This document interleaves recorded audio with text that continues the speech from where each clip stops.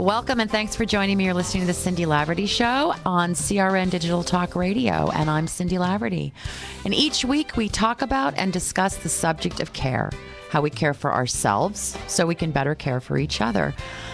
And it's a subject I just want you to really think about. You know, where does care fit into your life? Are you getting up in the morning and going, today I'm going to really take good care of myself so I can be a better mom or dad or employer or whatever it is? So just give it a little thought.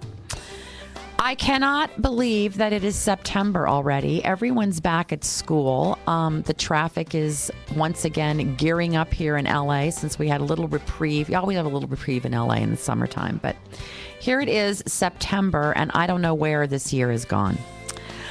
And it's Labor Day weekend, so I'm going to knock off early after the show today and take it easy. I need a little R&R, I think. So anyway, I hope y'all have a really good Labor Day weekend.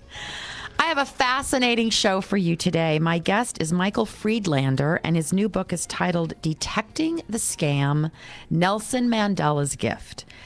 You know, we live in a world today that is sadly full of con men and scammers, and I think as the economy worsens, little scams, maybe big scams, are becoming more prevalent, and we've got to get educated and become more proactive about watching out, being aware, listening, paying attention, and listening to our intuition. So without further ado, I want to bring Michael Friedlander onto the show. Michael, thanks for being here in the studio with me today. Well, thanks for having me. I love that you made the venture out here. It's always good. I love the freeways. Yeah, especially that 405.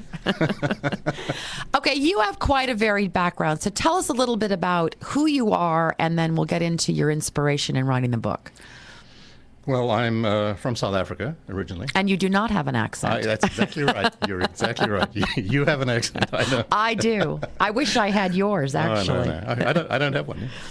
So I'm South African. I was an attorney in South Africa, left South Africa to work for a client in the international financial world, lived in London, Zurich, Paris. Paris. And went to Montreal. Sounds a lot more glamorous than it actually was. Well, I happen to love Paris, so.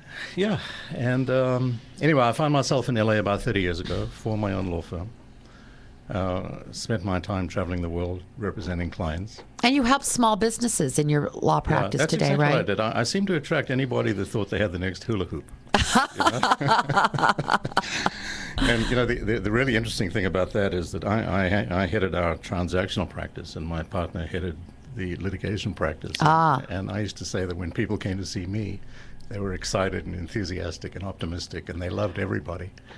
When they saw my partner, they all hated someone. They had blood in their eye. So much for care, right? Yeah, that's exactly right. So after a while, I was invited to be the CEO of a client, an international music company. Took a year off to write the book, then became the CEO of an architectural design company. And like I said, it's a varied background. Here I sit, yeah. Well, it's nice to have you. So what was your inspiration in writing this book? Obviously, you're a big fan of Nelson Mandela. No, sure. It actually started when I first arrived in Los Angeles, and somebody said to me, an old client said to me, what's the difference between doing business in Los Angeles and doing business in London or Hong Kong or Switzerland or whatever? What an interesting question. Yeah. And I said to him, I'm going to tell you, you're going to laugh, but I promise you what I'm telling you is going to turn out to be true.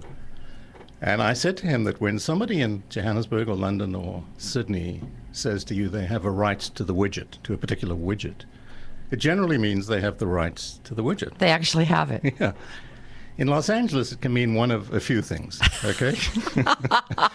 It can mean I know the guy that has the rights to the widget. Or I know somebody who knows someone who went to school with somebody whose roommate might know the guy. 7 degrees of separation, right? Well, it could mean that my mother plays bridge with somebody who has a friend, who has a daughter, who has a boyfriend, who went to school with somebody. And, you know, that's actually turned out to be true. It's so everybody was sort of seemed to be scamming somebody. They seemed to be lying to stay in the deal. So that's what sort of got me going. And then you decided to base it on Nelson Mandela's integrity in life. And we got to take a quick break, Sure. and we'll come back on the other side of the break. Stay with us. You're listening to Cindy Laverty Show. I'll be right back.